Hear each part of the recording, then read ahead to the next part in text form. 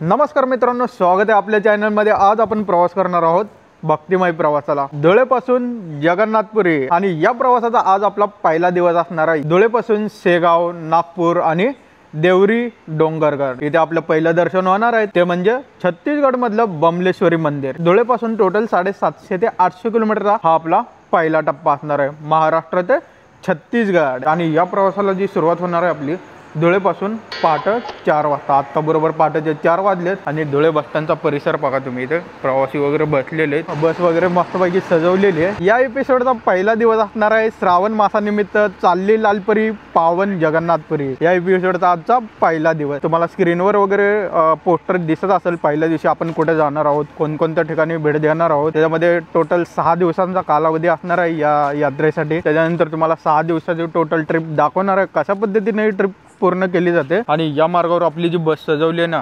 जगन्नाथपुरी जाण्यासाठी, एकदम जबरदस्त। चंद्राने पण या प्रवासाला साथ दिलेली आहे। जसं आपण या आधी पण प्रवास केला होता धुळेवरून, धुळे ते अयोध्या, ती सिरीज बघितली नसेल तर बघून घ्या। या आधी पण आपली एक यात्रा जाणार होते तिरुपती बालाजी, पण ते काही कारणामुळे ती झाली नाही। त्याच्यानंतर डायरेक्ट आपण जगन्नाथपुरी ही यात्रा करते। जर तुम्हाला अशी ट्रिप पाहिजे असेल तर 45 प्रवासी असणं अनिवार्य आहे, त्याशिवाय गाडी हलवता येणार नाही। आता आपली गाडी फुल पॅक आहे श्रावण मासानिमित्त आणि या ठिकाणी ना जोरात जल्लोष चालू आहे। आणि गाडी जी सजवण्यात आली ना फुलांनी, फुग्यांनी आणि रिबिनने, मस्तपैकी अशी गाडी सजवलेली आहे। धुळेवरून गाडी मार्गस्थ करण्यापूर्वी ड्रायव्हर दादांच्या हातून थोडासा मान सन्मान दिला जातो। त्याच्यानंतर गाडी रवाना केली जाते जगन्नाथपुरीसाठी। आम्ही दोघं चालक प्रमोद सोनवणे, भूषण बोईनीस, धुळे डेपो। आजचा पहिला दिवसाचा प्रवास आमचा धुळे ते शेगाव मार्गे देवरी डोंगरगाव, राजनांदगाव, रायपूर।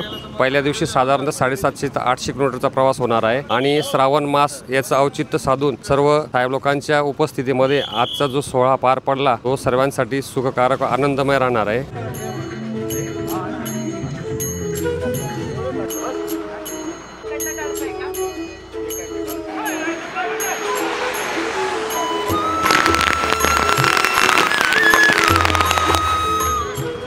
तर मंडळी, आपली बस रवाना झालेली आहे पावन जगन्नाथपुरीसाठी। धुळेवरून बरोबर 4:52 म्हणजे पहाटेचे 5 वाजलेले आणि आपली बस रवाना होते। गणपती बाप्पा मोरया। धुळेवरून एसटीची ही पहिली अशी गाडी असेल जी जगन्नाथपुरीला जाते। इतिहासातील पहिलीच बस असं आपण म्हणू शकतो। श्रावण मासानिमित्त बऱ्याच अशा बसेस महाराष्ट्रातून जातात, असं आंतरराज्य प्रवास जे असेल ना जगन्नाथपुरीसाठी ते धुळे आगाराची बस। चला मंडळी, मस्तपैकी असा प्रवासाला सुरुवात करूया। बघूया आजचा हा भक्तिमय प्रवास शेवटपर्यंत कसा होते। चला तर मग।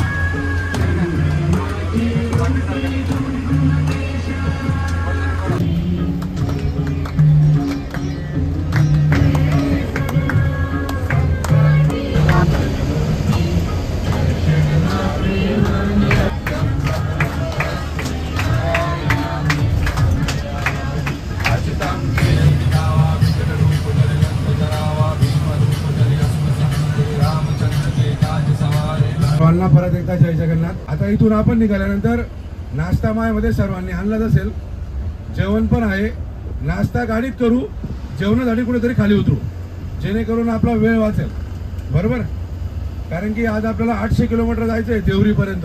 तर आपण इकडे प्रवासी भक्तांची थोडीशी मुलाखत घेऊया। नवीन एसटीमध्ये जगन्नाथपुरी यात्रा करतायत तर त्यांना कसा वाटतं, त्यांचा अनुभव काय आहे। तर आपल्यासमोर ताई बसलेले आहेत। तर नमस्कार ताई। नमस्कार। जय जगन्नाथ। जय जगन्नाथ। नाव काय आपलं?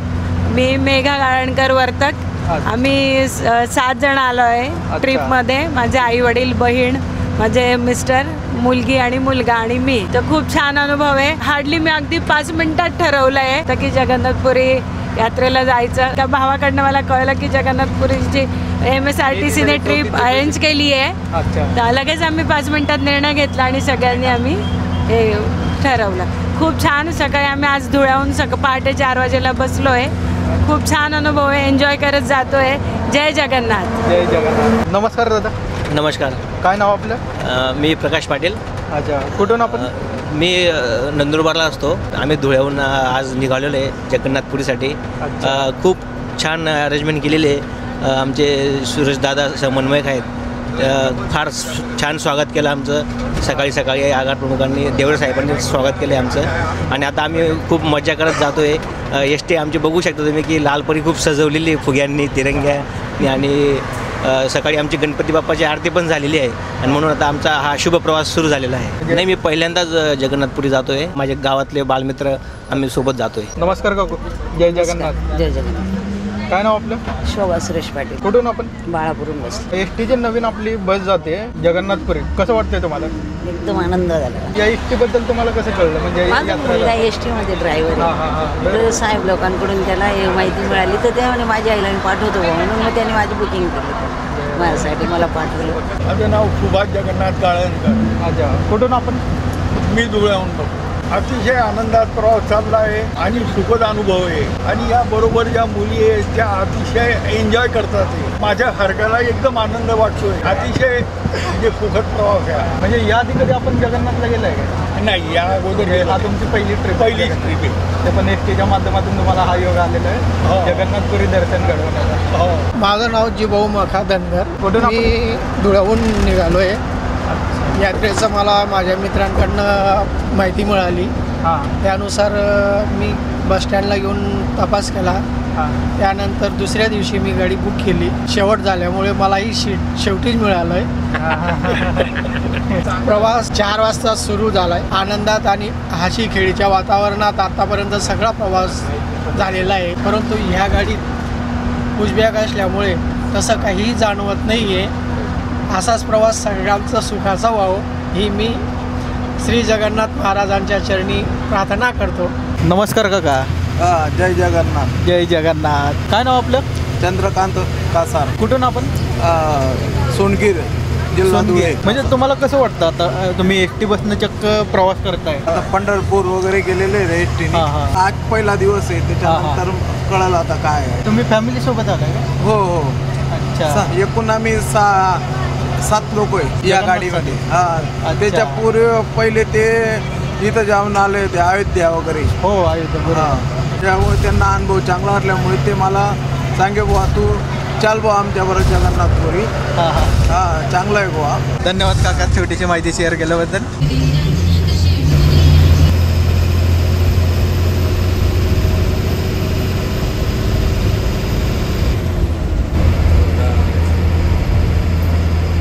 सर्व करू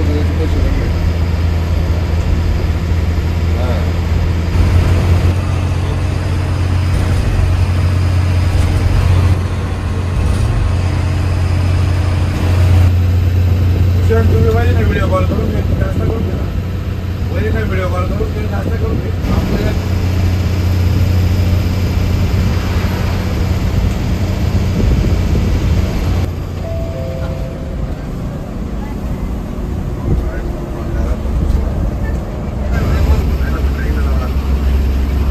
अरे 2-2 महिने होऊन गेले लोकांनी ड्राईव्ह नाही गेले इथं. सुन्या कधीच आहे आपल्याला सुन्यांना तो एकच आहे तेवढा फक्त बंगली कोणी. तर मंडळी आपली बस थांबलेली आहे. कोंडाळीच्या पुढे जेवणासाठी स्टॉप झालेला आहे हॉटेल पंचवटी. या ठिकाणी जो टाईम झालेला आहे 12:30. धुळेपासून आत्तापर्यंत आपण 450 किलोमीटरचं अंतर कव्हर केलेलं आहे. धुळेपासून 450 किलोमीटर अंतर काढत आपण 7.5 तासांमध्ये कोंडाळीपर्यंत अंतर कव्हर केलेलं आहे. अजून इथून नागपूर 70-71 किलोमीटरचं अंतर दाखवते. नागपूरपासून आपल्याला पुढं जायचं आहे भंडारा, साकोली, सडक अर्जुनी, देवरी. त्याच्यानंतर मग आपल्याला एक बॉर्डर लागणार आहे महाराष्ट्र छत्तीसगड बॉर्डर. आजच्या दिवशी दर्शन वगैरे होणार नाही, फक्त विश्रांती होणार आहे, मुक्काम असणार आहे आज. आता बघूया तिकडे गेल्यावर काय मुक्कामाची सोय आहे तुम्हाला दाखवतो, म्हणजे कशा प्रकारे मुक्कामाची सोय केलेली आहे. माझ्या पाठीमागे पाहू शकता हा जो रोड आहे सुरत कोलकाता हायवे, NH-53 जुना महामार्ग, NH-06 नवीन महामार्ग. आणि गाडी बघा दिवसाच्या वातावरणामध्ये काय दिसते, खतरनाक सजवली आहे. तर आपल्याला अजून एक अपडेट मिळालेली आहे धुळे स्टाफतर्फे. धुळ्यावरून अजून एक ट्रिप जाणार आहे आपली द्वारकाला, पण त्यावेळेस बघूया काय काय आपल्याला पॅकेजमध्ये मिळणार आहे. तर असेच व्हिडिओ पाहण्यासाठी आपल्या चॅनलला सबस्क्राईब करा, लाईक करा आणि शेअर करा. या रोडवर तुम्हाला बस स्टँड किंवा शहरं वगैरे जास्त काही बघायला भेटले नाही, कारण गाडी जी आली ती बायपास, त्यामुळे काही दाखवण्यासारखं नव्हतं. तर आता गाडीमधले सर्व प्रवासी बघता आता जेवणासाठी थांबलेले आहे तिथे. छोटा मोठा मेनू घेऊया. तर गाडी दुपारी जेवणासाठी थांबली आहे. तर आपल्या प्रवासी मंडळींनी बघा काय आणले, घरगुती जेवण, घरगुती पद्धतीचं मस्तपैकी असं जेवण आणलेलं आहे. तर त्यांनी हे सर्व केले आपल्याला मेदू वडा. धन्यवाद. तर मंडळी मस्तपैकी असं जेवण झालेलं आहे. आपल्या ओळखीचे होते, ज्यावेळेस आपण अयोध्या सिरीज केली होती ना, ते आपल्या ओळखीचे होते पॅसेंजर. त्याच्यानंतर आपल्याला जे भेटायला आले इकडे विदर्भ एसटी-प्रेमी, काय म्हणता पेयस. गाडीला काय विशेष म्हणजे गाडीला रेडियमचा टिक्का. अच्छा, बघू हे आपल्या गाडीसाठी आणलेले यांनी. अच्छा, टिळक जगन्नाथ महाराज. बघूया, लावून घेऊया मस्त पैकी. आता ही गाडी इथे लावतील आणि त्याच्यानंतर बरं सोपं पडून जाईल आपल्याला. मिडलला बरोबर आहे ना. ओके. एक नंबर गेले दादा, धन्यवाद. एकदम भारी, छान.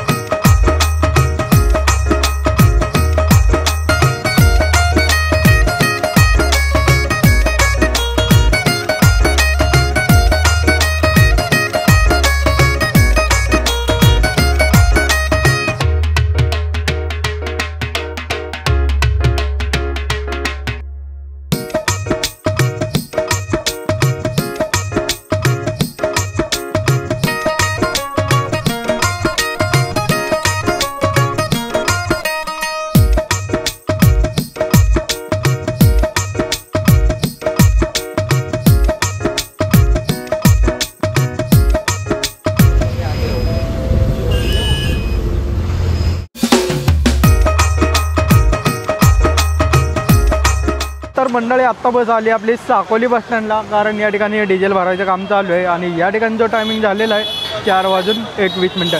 सगळे प्रवासी खाली उतरलेत आणि त्याच्यानंतर इथे चहासाठी वगैरे विश्रांती घेतली आहे प्रवाशांनी. तर या मंडळी मस्तपैकी विदर्भातील साकोली शहराचा गरमागरम चहा प्यायला. बघूया कसं आहे. खूप गोड आहे. प्रत्येक भागात प्रत्येक ठिकाणी जर गेलात तुम्ही, चहाची चव काय ना काहीतरी वेगळे. कसा वाटला चहा? एकदम गोड. एकदम गोड आहे, खूप गोड आहे. आता इथून आपल्याला किती किलोमीटर जायचं? 60 किलोमीटर. 60 किलोमीटर. अच्छा, मी बमलेश्वरी मंदिर डायरेक्ट दाखवलं होतं, तर मला 100 किलोमीटर दाखवत होतं. 60 म्हणता. अच्छा, 60 किलोमीटर आहे. तर आपला काही जास्त काही प्रवास राहिला नाही, तर छोटासा प्रवास राहिलेला आहे इथून. म्हणजे इथून आपण देवरी जायचं आहे का कुठे? देवरी जे आहे ते बॉर्डरचं. हां, देवरी बॉर्डर. तर आता दादांना विचारलं गाडी कुठे जाणार आहे, तर देवरीपर्यंत म्हणलं तर 60-65 किलोमीटरचं अंतर आहे. आणि जी बॉर्डर आपल्याला पाहायला मिळणार आहे ते बघूया, उद्या दाखवतो तुम्हाला पुढे. साकोली बस स्टँडचं कॉन्क्रीट ग्राउंडचं जे बांधकाम आहे त्याचं काम चालू आहे इथे. पहिली बाजू कंप्लीट झालेली आहे, आता दुसरी बाजू कंप्लीट होईल थोड्या दिवसात. इथे पण बस स्टँड हळूहळू सुधारत आहे. प्रत्येक ठिकाणी असं दृश्य तुम्हाला बघायला मिळेल. खूप लांब पल्ल्याचा प्रवास होता. आपला जो मुक्काम असणार आहे ना, बॉर्डरच्या आधीकडे. आणि आपल्या दिवसभराचा जो जर्नी टाइम झालेला आहे जवळपास 12 तास कंप्लीट झालेले आहेत या प्रवासाला.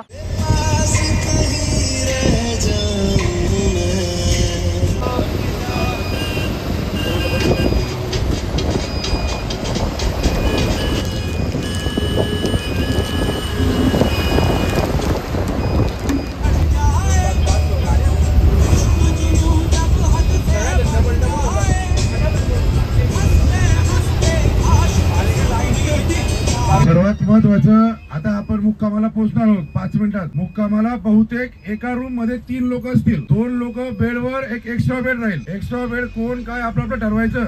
3 लोक माझ्या जवळ यायचं, रूमची चाबी घेऊन जायचं, पण आपापले 3-3चे ग्रुप करून घ्या. तर मंडळी, आपली बस पोहोचलेली आहे शेवटच्या लोकेशनला, म्हणजे देवरी. धुळेपासून 750 ते 800 किलोमीटर अंतर गाठत 13 ते 13.5 तासांमध्ये आपला हा संपूर्ण दिवस कंप्लीट झालेला आहे. ह्याच्यामध्ये आपण मेन पॉईंट जो बघणार आहे तो उद्यापासून, आणि आज फक्त या ठिकाणी आपला मुक्काम असणार आहे. मुक्काम कोणत्या ठिकाणी आहे तुम्ही पाहू शकता, रूपा रिसॉर्ट असं काहीतरी नाव आहे. आणि रिसॉर्ट बघा तुम्ही, रिसॉर्टच्या खाली आपली लालपरी, आणि सगळे प्रवासी लॅगेज वगैरे उतरवत आहेत. जसं दादा म्हणले होते, एका रूम मध्ये 3 व्यक्तीची बेड आहे. जर कोणी एक्स्ट्रा पर्सन वगैरे राहिला असेल, म्हणजे एक्स्ट्रा एक बेड लावण्यात येईल तिथे. खरा प्रवास जो चालू होणार आहे ते उद्यापासून. मला वाटलं आज आपण बॉर्डर क्रॉस करेल, पण बॉर्डर लगत म्हणजे बॉर्डरला चिटकूनच आपली गाडी देवरीपाशी थांबलेली आहे. देवरी हे महाराष्ट्र आणि छत्तीसगडचा म्हणजे बॉर्डर लोकेशन म्हणू शकतो आपण आता महाराष्ट्राच्या शेवटच्या पॉईंटला आलेलो आहे. हा झाला आजच्या पहिल्या दिवशीचा प्रवास. उद्यापासून आपल्याला सकाळ सकाळ दर्शन मिळणार आहे, ते म्हणजे बमलेश्वरी मंदिर. या ठिकाणी जी आपल्याला रूम मिळाली, रूम नंबर 203. आता माझ्या सोबतीला कोणी नसल्यामुळे आपण दादांसोबत स्टे करणार आहे इकडे. जसं की मी तुम्हाला म्हणलं होतं, एका रूममध्ये 3 जण. तसं अशा प्रकारची आपली रूम आहे, आणि एकदम लक्झरी टाईप रूम वाटते, एकदम जबरदस्त. इकडे झोपण्याची आसन व्यवस्था पाहू शकता. त्याच्यामध्ये टीव्ही, AC दिलेला आहे, फॅन दिलेला आहे, वॉल पेंटिंग मस्तपैकी असं बॅकग्राऊंड वगैरे दिलेलं आहे, आणि छोटीशी हलकीशी बीम लाईट, आणि ते मिरर वगैरे दिलेला आहे. आणि मिरर पाहू शकता तुम्ही, ते कबर्ड वगैरे दिलेलं आहे, आणि या कबर्डमध्ये चादर, उशी, कपडे अडकवण्यासाठी हँगर आहे. तर अशी काही रूम आहे, एकदम लक्झरी टाईप. तुम्हाला बाथरूम वगैरे दाखवतो, बाथरूमची काय व्यवस्था आहे इथे. तर अशा टाईपचे हे बाथरूम आहे. गरम पाणी, थंड पाणी सगळं काय मिळून जाईल आपल्याला इथे. तर ही आहे आजच्या पहिल्या दिवसाच्या मुक्कामाची रूम. कशी वाटली मित्रांनो, नक्कीच कमेंट करून सांगा. तर मंडळी, मस्तपैकी असं गरमागरम मेनू प्लेट आलेला इकडे आपला सेल्फ सर्व्हिस पद्धतीने. तर अशा प्रकारचा आपल्याला मेनू मिळतो इथे. तर प्रत्येकानं काही ना काहीतरी व्हरायटी इथे घेतलेली आहे. आपण जी व्हरायटी घेतली ती सेम अशा पद्धतीची. या ठिकाणी तुम्हाला जेवढं पाहिजे तेवढं तुम्ही घेऊ शकता. तर करूया एन्जॉय रात्रीचा डिनर. सुप्रभात मंडळी, स्वागत आहे आपल्या जगन्नाथ यात्रेच्या दुसऱ्या दिवसात. या ठिकाणी मस्तपैकी असा सकाळ सकाळ नाश्ता वगैरे झालेला आहे. नाश्त्याला जो मेनू मिळाला आपल्याला, खिचडी, दही आणि चहा. मस्तपैकी असा सकाळ सकाळ नाश्ता वगैरे झालेला आहे. नाश्ता करून झाल्यानंतर सगळे भाविक रिसॉर्टच्या बाहेर आलेले आहेत. आता इथून पुढे आपण ज्या ठिकाणी जाणार आहे, ज्या ठिकाणी आपल्याला भेट द्यायची आहे, त्याची संपूर्ण माहिती मी तुम्हाला दादांकडून शेअर करणार आहे. बघूया आजच्या दिवसात काय काय होणार आहे. जय जगन्नाथ. आज आम्ही देवरी येथे मुक्कामाहून आता निघालो आहेत. आजचा आपला जी सुरुवात आहे ती सर्वात अगोदर बमलेश्वरी मंदिर आहे. साधारणतः 1100 पायऱ्या आहेत त्याला. बमलेश्वरी मंदिर नंतर आम्ही जाऊ रायपूर मार्गे राजीव, तिथे राजीव लोचन मंदिर आहे. राजीव लोचन मंदिर सिरपूर हे भारतातलं सर्वात मोठं लक्ष्मणाचं मंदिर आहे. आणि सिरपूर करून आम्ही आज रात्री संबलपूर जे ओडिसामध्ये असतं त्या ठिकाणी आम्ही मुक्कामाला आहोत. सर्व प्रवासी, सर्व यात्रेकरू सर्वांना आदरपूर्वक प्रेमाचा जय जगन्नाथ.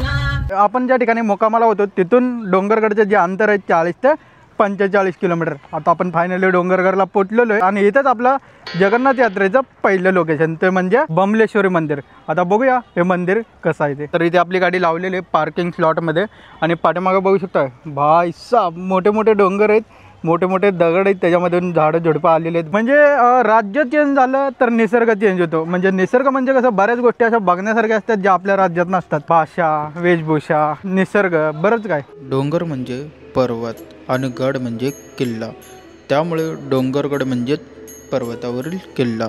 मा बमलेश्वर मंदिर सुमारे 1600 फूट उंच डोंगरावर वसलेले हे मुख्य मंदिर. मंदिरापर्यंत जाण्यासाठी जवळपास 1000 पायऱ्या आहेत. ही चढाई सोपी व्हावी यासाठी रोपवेची सुविधा उपलब्ध केली आहे. जर तुम्ही रोपवेने जात असाल या ठिकाणी तुम्हाला चार्जेस पडणार आहे, वन वेसाठी 70 रुपये, 2 वेसाठी 100 रुपये. या ठिकाणी मोठ्या प्रमाणात उत्सव साजरा केला जातो नवरात्री, रामनवमी व दसऱ्याला. मंदिराच्या शिखरावरून नांदगाव जिल्ह्याचे विहंगम दृश्य दिसते. पावसाळ्यात आजूबाजूची हिरवाई, दुकाने झाकलेले डोंगर आणि मंदिराकडे जाणाऱ्या पायऱ्यांची झाडीतून जाणारी वाट. सूर्योदय व सूर्यास्त पाहण्यासाठी हे लोकेशन एकदम उत्तम.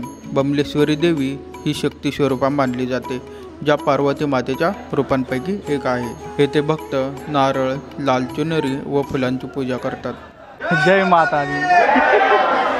तर मंडळी, या ठिकाणी आपण रोपवेने आलेलो आहे, कारण 1100 पायऱ्या आहेत याला आणि या पायऱ्या चढण्यासाठी तब्बल 2 तास तरी जवळपास लागतील 1100 पायऱ्या चढण्यासाठी. विचार करा, 1100 पायऱ्या चढलेला माणूस काय थकवा येईल त्याला. वर आल्यानंतर इतकी गारवा आहे ना, AC पेक्षाही भारी, का तर नैसर्गिक हवा आहे. डोंगरगड म्हणजे डोंगरावरचा किल्ला, त्यातलं हे मंदिर आहे. तर भारी वाटतं, काही गोष्टी आपल्याला नाविन्यपूर्ण अनुभव मिळतो त्या गोष्टीचा. बोला बमलेश्वरी माता की जय. तर मंडळी, मस्तपैकी असं सकाळ सकाळ दर्शन झालेलं आहे आपल्या श्री बमलेश्वरी माता मंदिर. पायऱ्या चढून गेलो असतं तर आपल्याला अजून बराच वेळ लागला असता. त्यापेक्षा हे बरं आहे, आपल्याला टाइम पण पुढे जाऊन कव्हर करता येईल. आता डोंगरगडवरून आपण जाणार राजिम लोचन, त्याच्यानंतर लक्ष्मण मंदिर आणि शेवटचा आपला मुक्कामाचा स्टॉप असणार आहे तो म्हणजे संबलपूर. डोंगरगड पासून संबलपूरचं अंतर बघायचं झालं तर जवळपास 400 किलोमीटरचा अजून प्रवास आहे, कारण रस्ता थोडासा फिरून फिरून जाणार आहे, त्यामुळे इथं अंतर आपला वाढणार आहे बसचा. या रोडवर आपल्याकडे पहिल्यांदाच जाते, तर आता इथून गाडी कशी जाणार ते आपल्याला पाहायला मिळेलच या ब्लॉगमध्ये. आजच्या दिवसाचं आपलं पहिलं दर्शन कंप्लीट झालेलं आहे. आता जाऊया आपण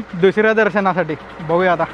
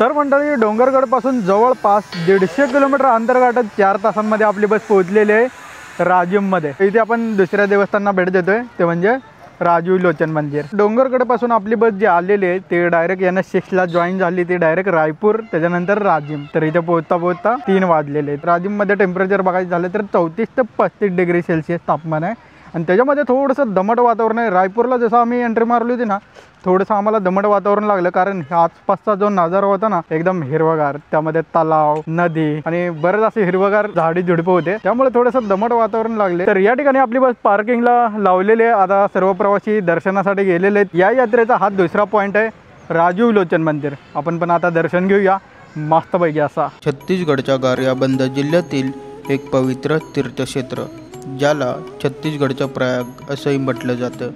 हे ठिकाण आपल्या त्रिवेणी संगम, प्राचीन मंदिर आणि धार्मिक सांस्कृतिक परंपरासाठी प्रसिद्ध आहे. राजिम येथे महानदी, पैरी आणि सौंदूर या 3 नद्या एकत्र मिळतात. या संगमामुळे याला छत्तीसगडचा प्रयाग म्हणून ओळखलं जातं. मंदिरातील दगडी शिल्प, नक्षीकाम आणि भगवान विष्णूंच्या विविध रूपांच्या मूर्ती आपल्याला बघायला भेटतात. संगमाच्या मधोमध वसलेलं शिवमंदिर म्हणजेच कुलेश्वर महामंदिर. दरवर्षी माघ पौर्णिमा ते नवरात्री या काळात भव्य कुंभमेळा भरतो. यात देश विदेशातून साधू, संत, यात्रेकरू मोठ्या संख्येने येतात. या काळात होणारा सांस्कृतिक उत्सव म्हणजेच लोकनृत्य, लोकगीते आणि पारंपरिक कलांचा संगम.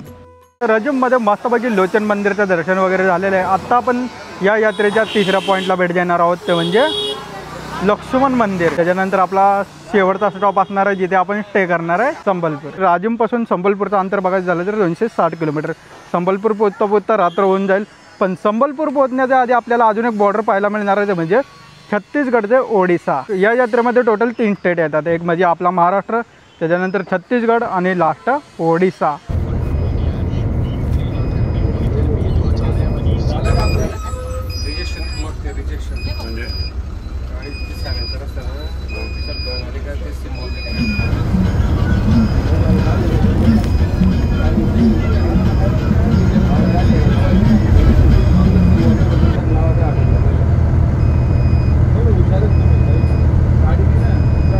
भाऊ त्याने हुशार आहेत, आपण हुशार आहेत. बोलले बी कळाले तुझं आपण.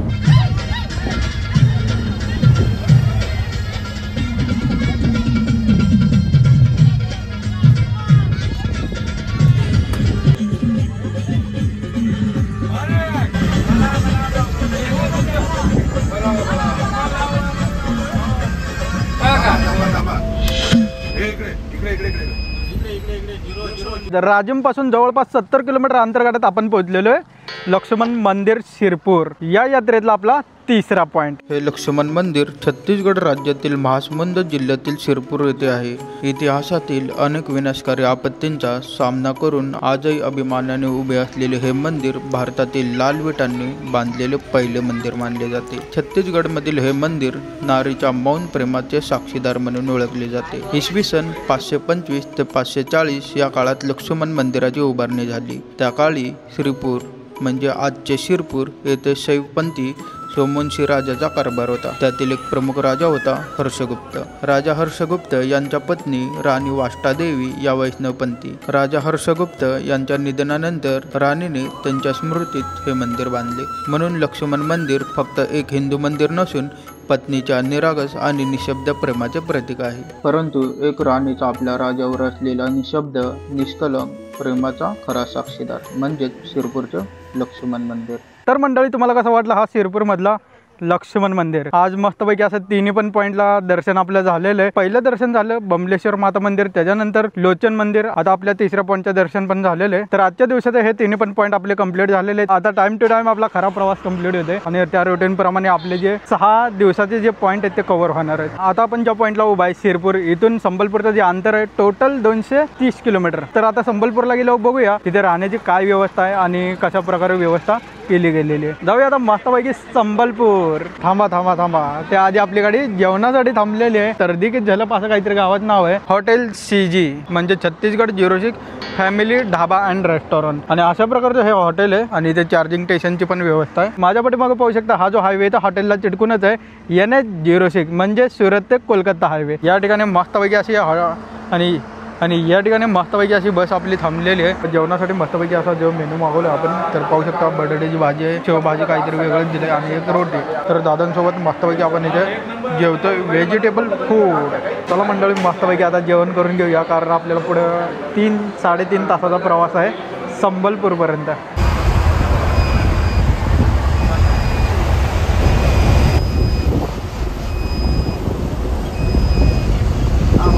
तर मंडळी, आपण 3 तासानंतर पोहोचलेलो आहे संबलपूरला आणि असा काहीसा परिसर आहे. इथे आपण मुक्काम करणार आहे या ठिकाणी.